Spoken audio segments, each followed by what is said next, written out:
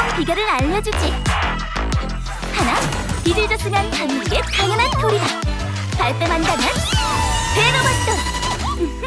붕괴 스타레일에 드디어 토파즈와 복순이가 등장했습니다. 과연 토파즈는 어떤 캐릭터인지, 어떻게 육성해야 하는지, 이 캐릭터를 챙겨야 하는지 고민하시는 분들을 위해 여러분이 궁금해하실 모든 이야기를 이번 영상에서 알려드리겠습니다.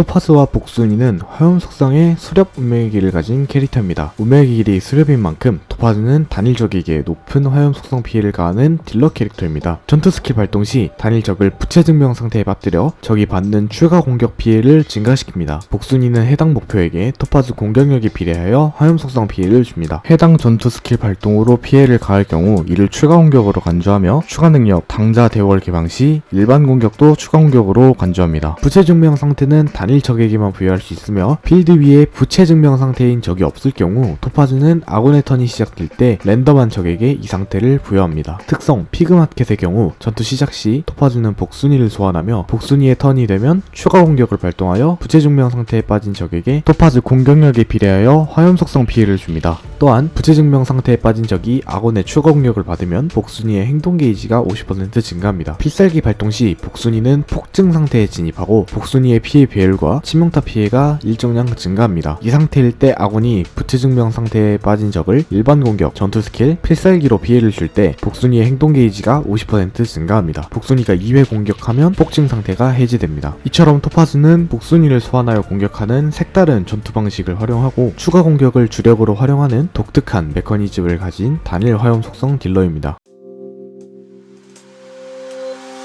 토파즈는 어떤 광추와 유물을 선택해야 할까요? 먼저 광추를 봅시다. 5성 광추 중에서는 토파즈와 함께 출시한 고민 그리고 행복이 가장 잘 어울립니다. 간단하게 높은 수치의 치명타 확률과 추가 공격이 가하는 피해 증가를 챙길 수 있고 추가 공격 발동 시 적에게 디버프를 걸어 아군이 그 적을 공격할 때 해당 공격의 치명타 피해를 최대 2중첩까지 증가시키는 뛰어난 성능의 광추입니다. 별바다 순항도 좋은 선택지가 될 수 있습니다. 쉽게 5중첩을 만들 수 있다는 장점이 있고 대부분의 수렵 캐릭터에게 범용적으로 좋은 성능을 보여주는 만큼 수렵 딜러인 토파즈에게도 치명타 확률 증가와 공격력 증가는 무난하게 좋습니다. 다만 옵션 대부분이 조건부라는 점이 약간 아쉽게 다가옵니다. 이번에는 사성광추입니다. 사성광추 중에서는 논검이 가장 좋습니다. 토파즈는 부채 증명을 부여한 적을 지속적으로 때려야 이득이기 때문에 옵션 스택을 쌓기 좋아 꽤 어울리는 광추입니다. 토파즈의 유물 세트는 1.4 버전 기준 용암 단조의 화장 4세트가 가장 좋습니다. 2세트의 화염 피해 증가는 당연히 잘 어울리고 토파즈의 필살기는 버프기 때문에 4세트의 화염 속성 피해 증가 효과도 받기 좋습니다. 하지만 4세트를 파밍하는 것은 쉬운 일은 아니며 이 유물이 나오는 심식의 턴의 효율 또한 그렇게 좋지 못하기 때문에 4세트를 모두 모으지 못했다면 어느 세트와 2세트씩 섞어 쓰는 것도 나쁘지 않습니다. 차원장 신구의 경우엔 회전을 멈춘 살소토가 가장 좋습니다. 딜러에게 필요한 치명타 확률을 챙길 수 있으며 토파즈는 주력 딜링 수단이 추가 공격이기 때문에 아주 잘 어울립니다. 우주봉인 정거장도 나쁘지 않은 선택지입니다. 토파즈는 공격력 개수를 가지고 있기 때문에 살소토가 없다면 차선책으로 고려해볼만 합니다.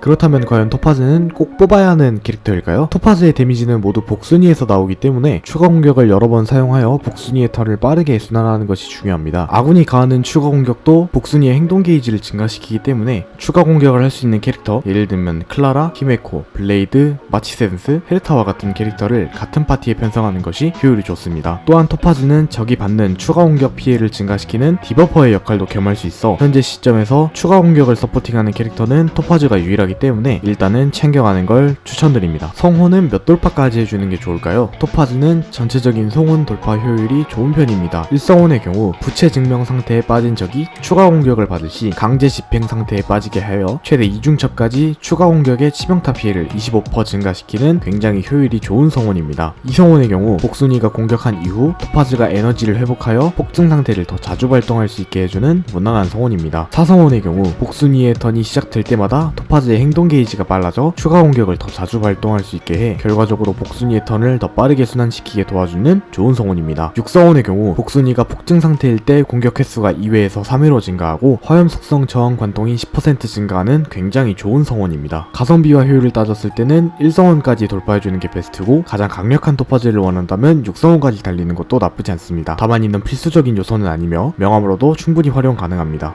지금까지 붕괴 스타레일 1.4 패치 한정 픽업 캐릭터 토파즈와 복순이에 대해서 알아보았습니다. 여러분이 갖고 계셨던 모든 고민들이 해결되었기를 바라며 오늘 영상 여기서 마치겠습니다. 스타레일을 즐기는 모든 유저분들에게 좋은 가차 소식이 있기를 항상 기원하겠습니다. 감사합니다. 이상 교육 끝! 할 수 있겠어?